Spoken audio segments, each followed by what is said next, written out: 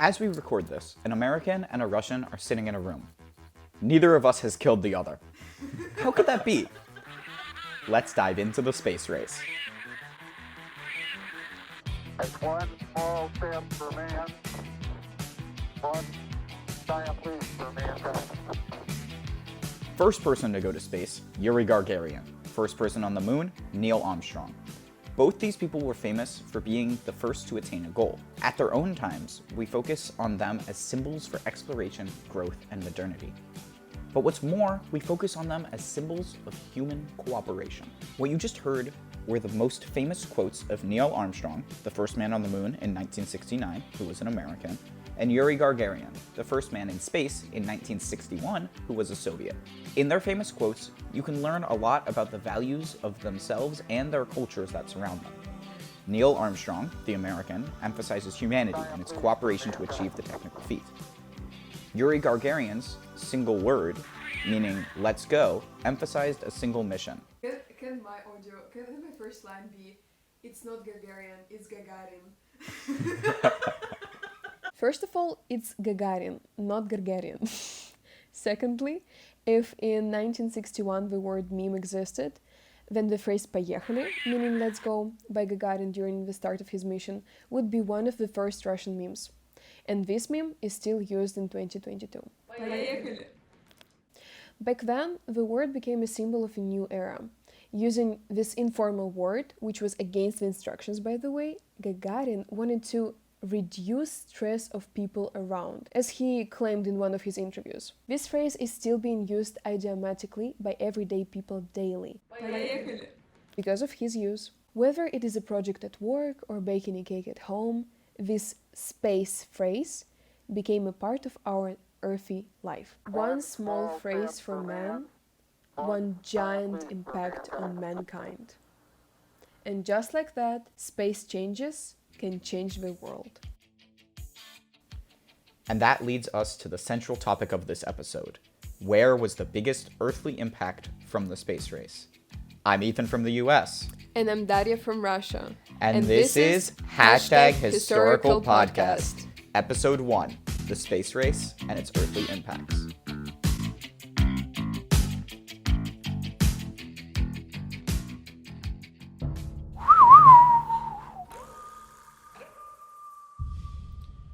In his book, The Cold War, Ronald Pulaski describes the Cold War as the longest and most expensive conflict in human history, arguing it had its origins in Tsarist Russia and the very beginnings of America. The core of this conflict is the USSR and USA, each believing they had the superior ideology, communism or capitalism. Before World War II, both countries were in largely isolationist periods. However, after the war, both countries suddenly rose to power with their new, big militaries, and saw the potential global ideological changes against their favor. They then both began to use a strategy of containment, via ideas such as the Marshall Plan, the blockade of Berlin, and even the Korean War. Of course, this is a massive oversimplification, but the part that matters here is that rising tensions. All of this, of course, with the background of new nuclear technology. You can imagine all of this as the build-up to a duel in a Western movie.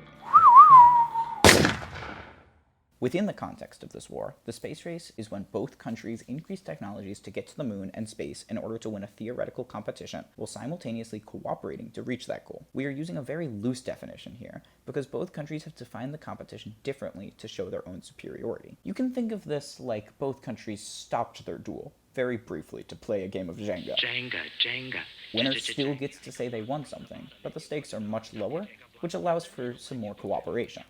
On the USSR side, Sputnik, the first ever satellite to orbit the Earth in 1957, was created and launched by the Soviet Union, relying mostly on military personnel to create it. In his book, Challenge to Apollo, Asif Siddiqui explains how the group making the satellite included many types of expected people, such as aeronautical engineers, mathematicians, and propulsion experts, but also unexpectedly included military officers. As Siddiqui points out on page 56, In an unusual move, the USSR Council of Ministers approved the draft of the missile, a decision that would normally be left to engineers and scientists. As the Soviet program grew, they attempted the first manned mission to space called Vostok, where they again relied on their military, deciding to choose someone who was already a trained air pilot.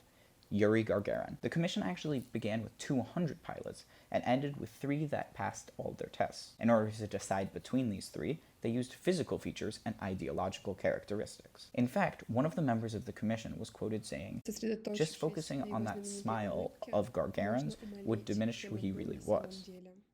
Another feature he had was being a communist and born from the working class. However, Siddiqui makes the argument that this story of how he was chosen based on looks and communism was all propaganda, and they actually assumed that Gagarin would die on the flight and preferred a different man named Titov, who was their real candidate. This shows the Soviet values of a positive public perception and support for communism, as well as their willingness to sacrifice to prove superiority.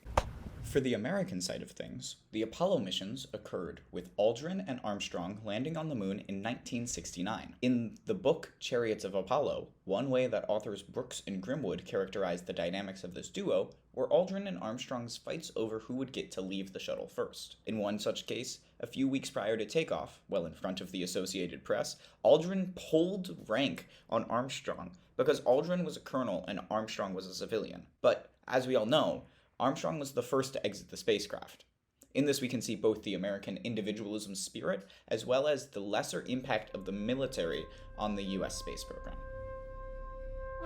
One of the biggest impacts of the space race on earthly people were inventions. Ethan, do you know the difference between astronauts and cosmonauts? Well, we actually use cosmonaut to mean an astronaut from anywhere but the USA. Well, that may be true colloquially, but academically, according to the Cambridge Dictionary, in the West, the word astronaut refers to those from the United States, Canada, Europe, and Japan who travel into space. And those Soviet and later Russian individuals who travel into space are known as cosmonauts, from the Greek words for universe and sailor.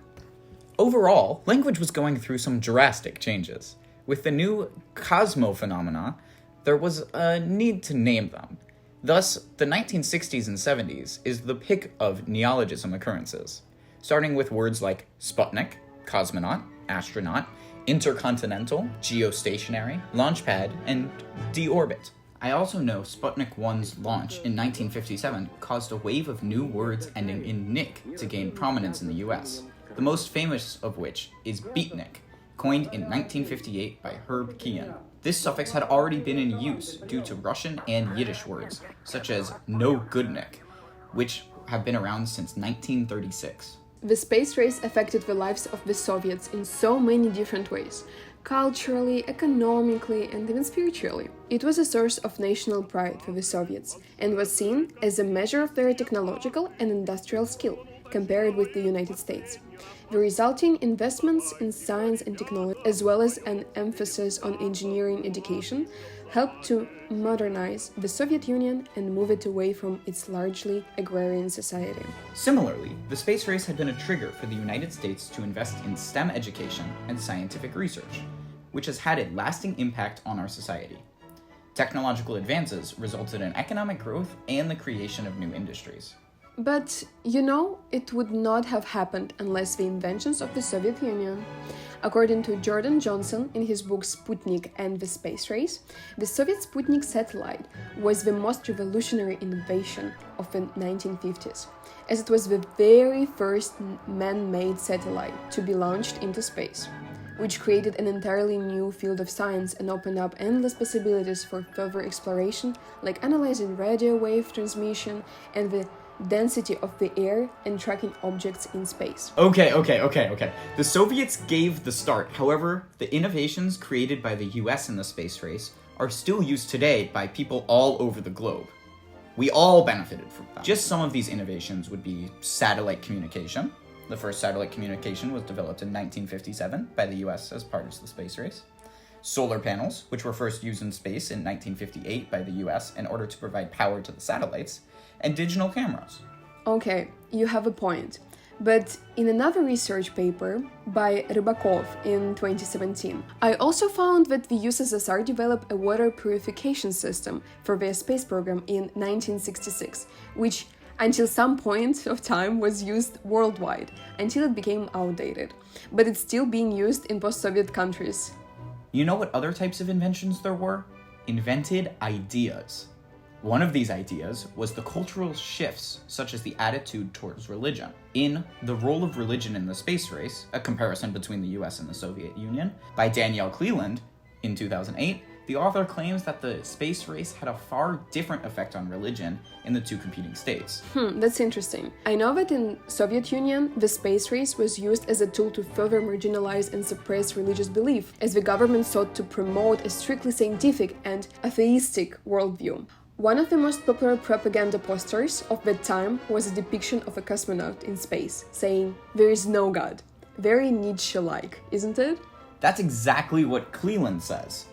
Indeed, see, it is very different because in the US, the competition between the two superpowers was seen by many as a Christian mission, and the American public generally viewed the space race as a struggle between good and evil, with many of the people believing that the United States was on the side of God. Many religious groups, such as the National Council of Churches, saw the space race as a way to prove the superiority of the Christian faith, ultimately showing a large religious influence on the space race in the United States. Wow, that's very interesting.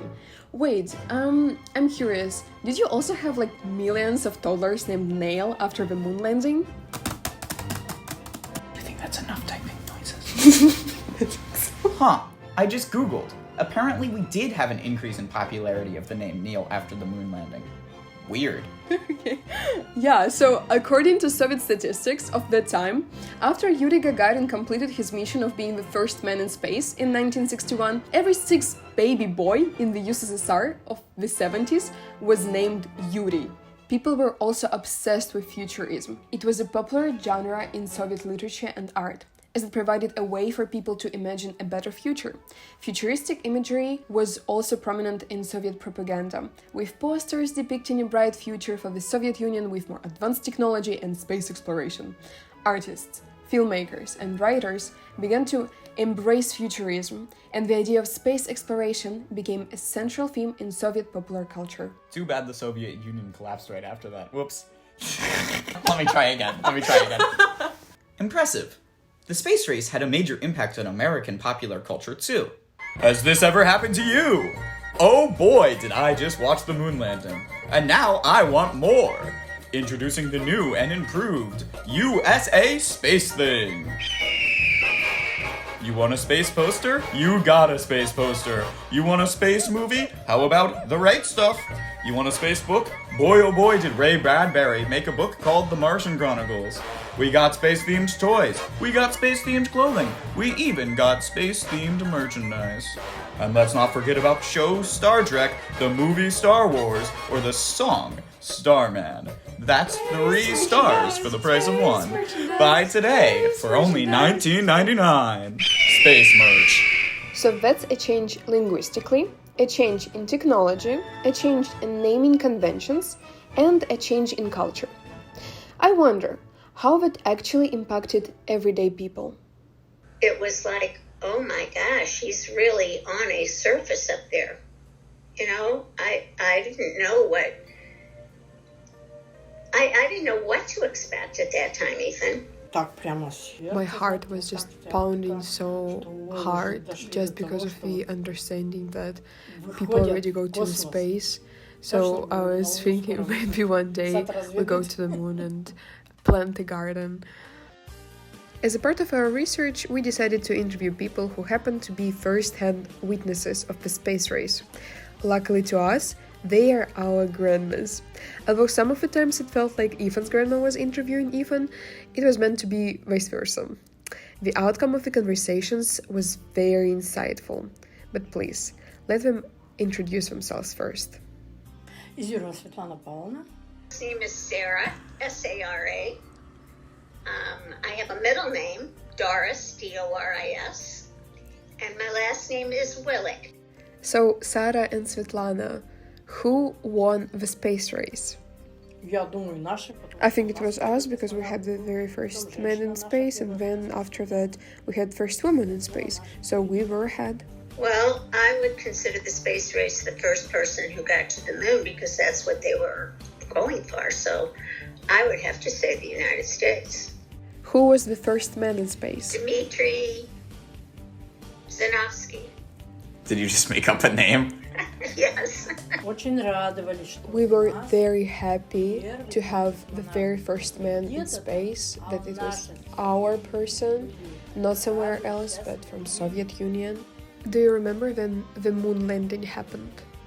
I mean, that was really big news to the United States, that there were two astronauts from the United States that at least were that was more interesting to me. Вот я это I watched it, but I don't remember the date and I don't remember when it was. What did you think about Soviets? It was just a very far away country that didn't always get along with the United States. Just different. What did you think about Americans back then? папа сказал. My father told me that it was a very rich country. So I think Americans even helped us. Father told me like several times that they would share their food, so they helped us this several times. When asked about how old they were when the space race started, Svetlana and Sarah were using different dates as their Мне anchors. было 10 лет. My grandma, Svetlana, said that she was only 10, referring to the first man in space in 1961, while Sarah was using 1969 and landing on the moon as her main date of reference. That's 28. That's how old I was when Neil Armstrong got to the moon.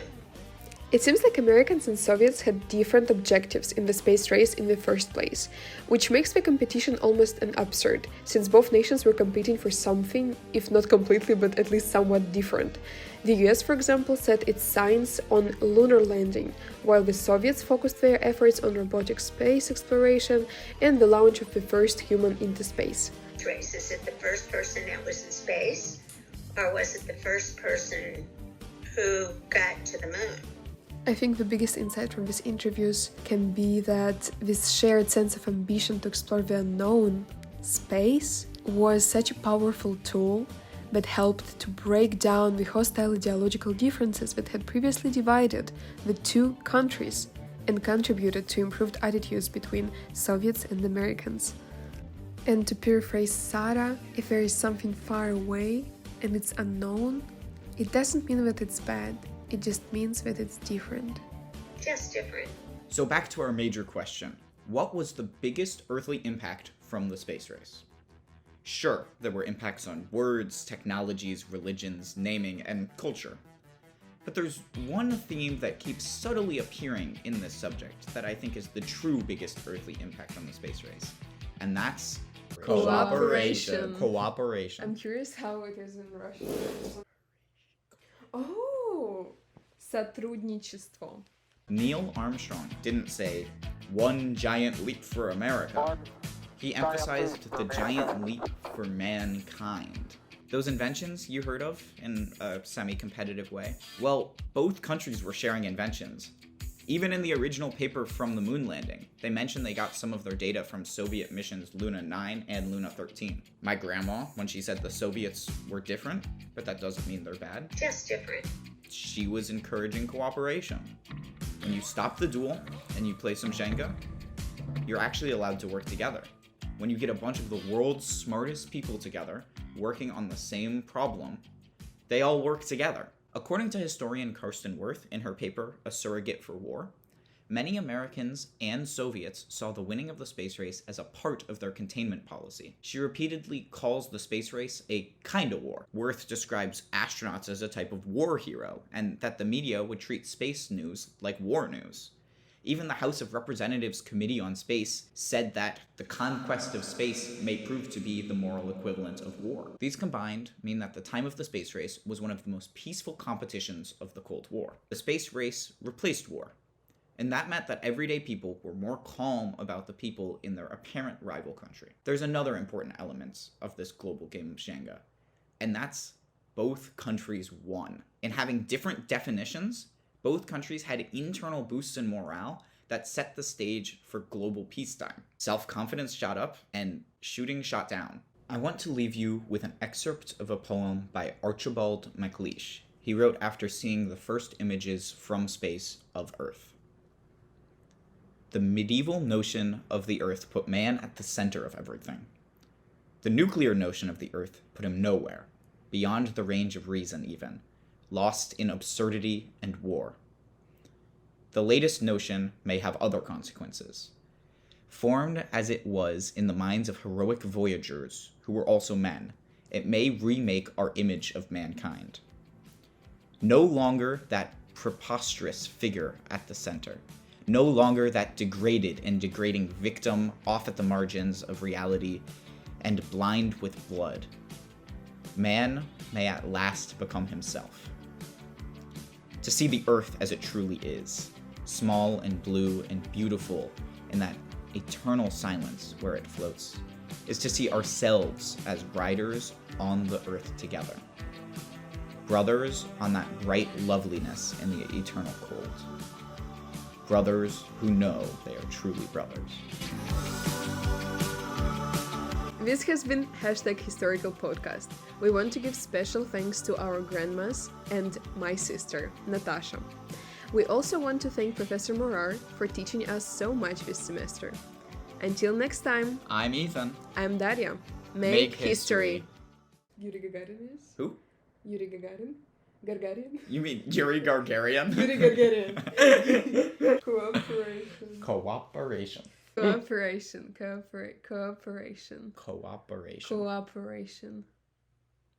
Cooperation.